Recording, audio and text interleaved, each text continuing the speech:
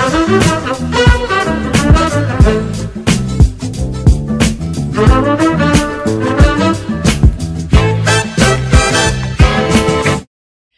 selamat datang di Lini Podcast, ngobrol lebih dekat tentang gaya hidup sehat.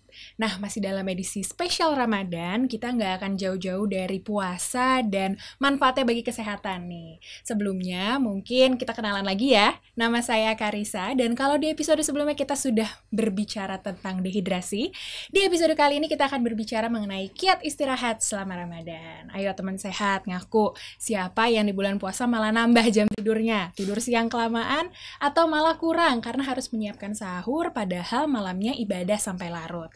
Nah, sebagai kaum rebahan, pasti penasaran dong gimana sih sebenarnya cara ngatur istirahat yang baik di bulan puasa.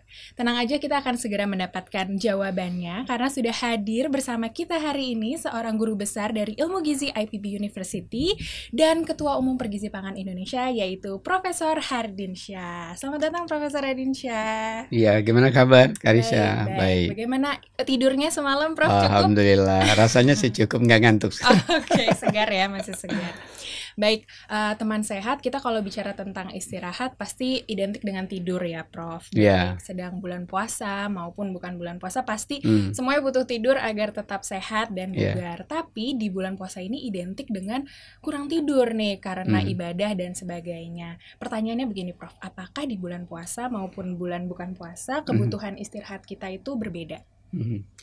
Ya, pada prinsipnya sih sama, hanya cara mengelolanya yang berbeda ya. Oh, bagaimana tuh, Prof? Ya, jadi kalau misalnya di bulan puasa, bulan tidak puasa pasti jarang sekali orang bangun ketika jam 3 malam ya. Iya, mungkin beberapa saja. Ya, mungkin beberapa saja yang punya niat memang ibadah sepertiga malam akhir ya. Nah, tapi kalau ketika di bulan puasa itu kan sangat dianjurkan, karena sahur itu sangat dianjurkan ya. Dan itu juga dalam rangka juga mewujudkan bagian dari cara puasa yang baik, mengikuti sunnah. Jadi kalau kita tadi sahur, tentu antara paling tidak jam 3 sekian sudah bangun ya. Oh ya. Kemudian ada imsak sampai subuh, katakan 4.30, 4.40 paling enggak 1 jam minimal. Kalau ada orang yang barangkali harus bertugas mempersiapkan makanan atau harus ingin rasanya berdoa dulu, ngaji dulu sebelum sahur, bisa jadi habis 1,5 jam ya. Artinya kalau misalnya tidur jam 10 malam sampai jam 3 atau 3.30 itu kan berarti hanya 5 sampai 5,5 jam. Dan lagi-lagi dalam ajaran Islam kan tidak dianjurkan habis subuh tidur. Jadi istirahat sih boleh ya, dalam arti istirahat itu kan bisa saja sambil duduk, kerja santai gitu ya, tidak berarti memejamkan mata. Maksudnya tidur ini kan memejamkan mata. Jadi sebenarnya ada 2 jenis istirahat lah ya. Istirahat dalam arti memejamkan mata, ada istirahat tidak memejamkan mata. Bersantai gitu. Bersantai. Apa tadi istilahnya rebahan? Rebahan. Nah, berarti kan kalau orang dewasa itu kan paling enggak ya sekitar 7 jam ya. 7 sampai 9 jam, minimum 7 jam. Kalau dia udah lansia ya 6 jam. Bahkan di atas 80 bahkan 5 jam ya. Tapi buat remaja, ya kira-kira remaja itu usia berapa ya? 12 sampai 19 tahun lah ya. Itu kan dia butuh 8 jam paling tidak. Nah, jadi karena itu memang membangunkan remaja salah satu challenging ya. Waktu remaja lu gimana, Cak? Wow, susah sekali. Harus dibangunkan setengah jam lebih awal, Prof. Ya, jadi karena itu perlu ada strategi. Ya, betul. Strategi buat saudara-saudara kita di luar Jabodetabek sih biasa udah punya kebiasaan sih ya. Tidur siang ya. Apalagi si daerah kelahiran saya, kalau saya pulang kampung ke Pekanbaru itu rasanya nikmat banget gitu ya. Bisa tidur siang. Teman-teman, saudara-saudara saya bisa tidur siang gitu ya. Iri saya. Iya. Jadi nah kalau kita kan jam kerja itu kadang-kadang sampai jam 4, jam 5, bahkan karena macet belum nyampe di rumah gitu ya. Nah, jadi tidur siang itu banyak penelitian membuktikan, terakhir dari Harvard University ya, bahwa manfaat tidur siang tadi yang sebenarnya ketika Napoleon Bonaparte, Napoleon itu abad keberapa ya? Abad 16-17 ya. Dia sudah membiasakan namanya taking a nap, take a nap. Tidur sejenak ya. Jadi even itu di atas kuda, apa dia di bawah pohon, Napoleon Bonaparte dalam sejarah hidupnya itu orang menceritakan bahwa dia suka take a nap. Nah, menyempatkan ya. Iya, menyempatkan. Ya, menyempatkan take a nap. Even itu 10 menit karena ternyata dari berbagai penelitian manfaatnya setara dengan 4-5 kali tidur malam. Saya sering dengar power. Nah, the power of take a nap is better than with the same time untuk night time ya. Nah, jadi kalau kita tadi kekurangan tidur 2 jam di malam hari, itu cukup ya, tidur setengah jam di siang hari. Digantikan dengan nap. Nah, jadi strategi kan berarti ya. Nah, jadi ini juga lagi-lagi menginspirasi sebenarnya. Puasa itu banyak menginspirasi orang bagaimana berstrategi gitu. Oh iya benar, menjadi lebih disiplin dengan waktu juga ya. Kalau dia tahu untuk hidup sehat kan begitu. Nah, jadi strateginya ya bagaimana kita cheating waktu siang hari ya. Kalau mahasiswa tentunya jangan sambil lagi kuliah meskipun pakai Zoom ditutup gitu ya. Tapi masih sempat lah, apalagi kalau belajar dari rumah ya, masih ada waktu lah. Dan taking a nap yang bagus tadi, tidur siang yang bagus itu katakan 15 menit itu antara zuhur dengan asar. Jadi atau ada juga yang kalau misalnya memang ngantuk sekali bisa juga sebelum zuhur. Tapi dalam nilai spiritual Islam itu tidak dianjurkan setelah asar. Ya, ini kelihatannya perlu kajian mendalam kaitannya dengan ritme metabolik kita setelah asar ya. Kenapa itu dan apa jeleknya, saya kira sains mulai mengungkap tentang itu. Tapi katakanlah bagaimana kita mengatur strategi sebelum makan siang, sebelum jam zuhur ya, karena kan puasa ya, 15 menit. Atau antara setelah zuhur. Jadi bisa aja setelah zuhur ditikar telentang selagi tidak ada orang ya. Kemudian take a nap selama 10-15 menit itu sudah setara. Bahkan di studi Harvard University itu membuktikan bahwa tanpa puasa pun kalau orang take a nap ya, dan take a nap itu tidak boleh lebih dari 90 menit katanya. Bahkan tidaknya itu lebih 1 jam. Kalau 15 menit saja itu sudah bisa membuat otak kita istirahat dan membuat lebih cerdas katanya. Jadi buat anak-anak sekolah juga itu ternyata ada manfaatnya. Kemudian less stress karena orang ketika istirahat tidur matanya tertutup tidur kan nggak memikirkan yang lain ya. Kalau tadinya stres, hilang stresnya kan, jadi bisa rileks. Tapi bisa masalahnya kalau lagi stres nggak bisa tidur gitu ya. Kepalanya memikirkan banyak hal gitu ya, overthinking bahasanya sekarang. Baik Prof. Nah ini tadi sempat disinggung juga mengenai ibadah malam hari di bulan puasa ini pasti banyak sekali teman sehat yang ingin menyempurnakan ibadahnya. Nah ini menurut Prof Hardy nih bagaimana sih tips bagi teman sehat yang ingin menyempurnakan ibadah malamnya tanpa banyak mengganggu? Tadi kan mungkin salah satunya bisa digantikan malamnya ketika power nap, atau mungkin ada saran dari Prof Hardy mengenai jam berapa gitu. Ya, ini tadi yang kita bicarakan itu kan ketika awal-awal puasa ya. Dalam nilai spiritual kan kita ada juga yang namanya iktikaf ya. Di mana 10 malam terakhir Ramadan itu diminta lebih banyak berdoa di masjid, membaca kitab suci ya, mendekatkan diri pada Tuhan. Ini kalau kita hanya menggunakan emosi dan akal biasa, kita merasa ini siksaan. Ya, tapi sesungguhnya ya kita bisa lihat lagi-lagi ini inspirasi sesungguhnya. Pertama, bagaimana manusia tadi cerdas berstrategi. Yang kedua, itu cara ajaran agama memberikan kesempatan orang untuk very low calorie diet. Oh, bagaimana tuh, Prof? Lah, orang kalau nggak tidur kan dia buang energi. Oh iya benar. Ya kan? Iya. Kan beda energi basal itu ketika istirahat. Ketika kita masih tetap melek, organ ini bekerja, mulut membaca. Meskipun duduk ya Prof ya? Ya, duduk tuh kan ada energinya ya. Ya, beda dengan rebahan kan? Ya, kalau rebahan itu 1 kilokalori per kilogram berat badan per menit kan. Nah, ini kalau Dan ibadah itu kan tidak hanya duduk. Namanya sholat malam apa nggak bergerak? Kecuali kalau lagi ada gangguan ya. Tapi kan bergerak. Nah, itu sebenarnya inspirasi juga. Kalau orang nggak ngerti low calorie diet, Tuhan kasih melalui ajarannya. Ya. Iya benar. Kamu pasti akan sukses mencapai tambahan hikmah kesehatan dari puasa selain soal spiritual.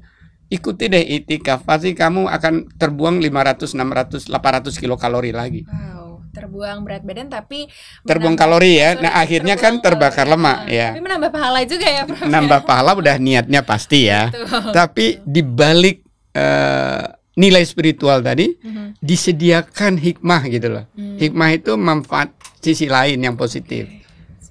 Nah, tadi kita sudah banyak ngomong tentang kurang tidur, bahkan mungkin kelebihan tidur. Nah, itu sebenarnya dampaknya bagaimana sih, Prof? Mungkin ada sesuatu yang terjadi di tubuh kita ketika kita kurang tidur atau kelebihan tidur, mungkin keseimbangan hormon atau bagaimana, Prof? Iya, betul. Salah satunya namanya leptin ya.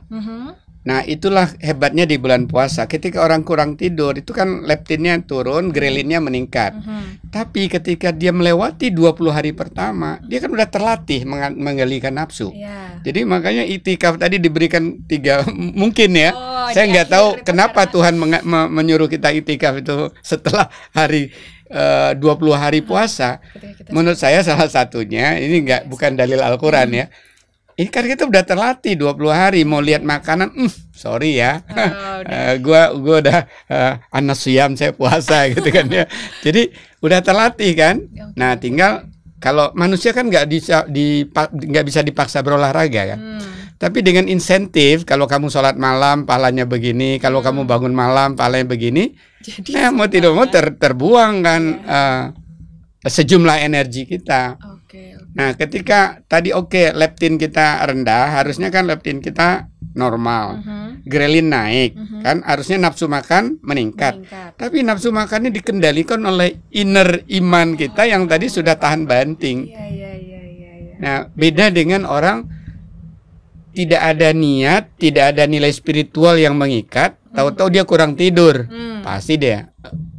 Ya, pertama gangguan berpikirnya, ya, linglung gitu ya. Kemudian imunitasnya menurun, ya. Kemudian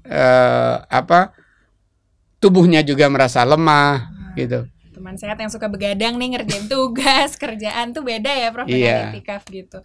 Baik, kita tadi sudah banyak berbicara soal. Tapi buat teman yang tadi kurang tidur tapi dia biasa Senin Kamis puasa, menurut saya itu akan efeknya seperti ketika puasa Ramadan tadi. Sedikit demi sedikit lebih terbiasa juga dibandingkan tidak sama sekali ya. Oke.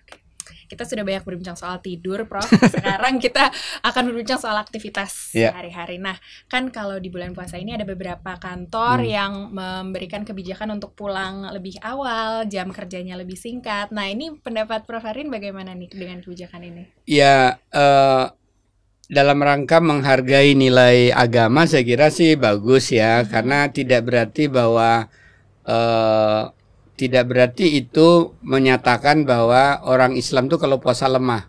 Nah, saya tidak ingin itu yang dimaknai.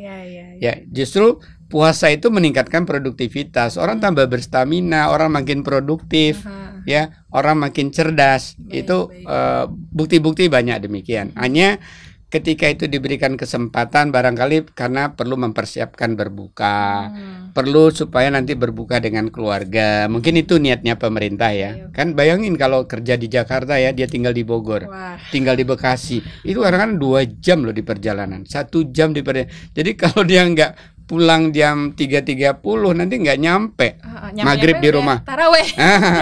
Jadinya berbukanya di jalan kan. Baik. Atau bisa jadi tarawehnya kelewat.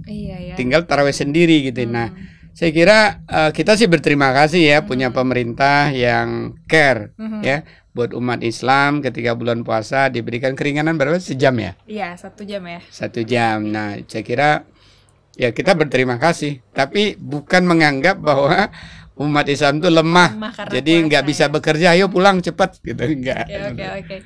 Padahal sebenarnya kita bisa lebih kuat, lebih Iya. produktif juga ya. Tadi kan Prof bilang juga lebih disiplin dengan waktu, strategizing gitu ya. Oke deh. Nah, ini pertanyaan pamungkas juga nih, sekalian mungkin penutup juga dari Yeah. Prof Hardin. Ini banyak teman sehat yang bertanya, gimana sih sebenarnya strategi menyusun jam istirahat yang tepat di bulan Ramadan, Yeah. secara rangkuman gitu, Prof. Ya, pertama tentunya tergantung pada hari keberapa Ramadan ya. Kalau niatnya memang tadi akan ada itikaf pada 10 hari yang ketiga. Jadi aturlah strategi untuk kita bisa itikaf tuh syarat pertama fisik kita bagus, mindset kita juga bagus, brain kita bagus. Kalau enggak nanti sakit-sakitan di 10 yang ketiga. Nah, karena itu optimalkanlah istirahat pada 20 hari pertama, di mana setelah tarwih ada mengaji jam 10 istirahat, jangan nonton terlalu banyak. Kadang-kadang ada godaan pertandingan bola dan lain sebagainya ya. Buat yang hobi nonton bola atau ada konser apa dari luar negeri biasanya gitu ya. Oke, jadi upayakanlah jam 10 setengah 11 itu udah tidur, jadi dapat waktu 4-5 jam atau sekitar 5 jam sebelum melakukan sahur ya. Kemudian upayakan sahurnya mepet gitu ya. Jangan sahurnya jam 2 gitu. Jadi kan tidurnya jadi sedikit, akhirnya bawaannya jadi tidur lagi setelah sahur. Seringkali tuh akhirnya kebablasan subuhnya. Nah, jadi kalau tadi dipepetin ke imsak, maka setelah itu bisa langsung ibadah, bisa menggerakkan badan, dan itu bisa digunakan untuk aktivitas fisik ringan. Lagi-lagi supaya semakin banyak kalorinya terbakar, ketosis mulai terjadi. Ketosis itu pembakaran lemak kita terjadi. Sumber energi, maka itu dahsyat sekali, bisa 5 cm lingkar pinggang. Wow. Ya, selama Ramadan 5 cm lingkar pinggang bisa berkurang ya. Baik. Nah, kalau dimanfaatkan tadi pagi. Tapi saya kira itu nanti episode khusus ya. Ada, bicara aktivitas fisik. pasti ada. Nah, berstrategilah supaya di siang hari ada take a nap ya, istirahat sejenak. 15 menit cukup. Baik, terima kasih. Ternyata mudah ya untuk mengatur strategi istirahat ini, semua orang bisa. Terima kasih teman sehat sudah mantengin terus episode kita hari ini. Dan di episode berikutnya tadi sempat disinggung, kita akan berbicara soal kiat olahraga selama Ramadan. Jadi jangan kemana-mana, pantengin terus setiap hari. Kita bakal upload episode baru di YouTube channel dan Spotify Lini Sehat. Nah, terima kasih Prof Hardin sudah Sama-sama, meluangkan Karissa. waktunya. Teman-teman jangan lupa jaga protokol kesehatan dan jaga kesehatan dan keselamatan selalu. Sampai jumpa di episode berikutnya. Dadah.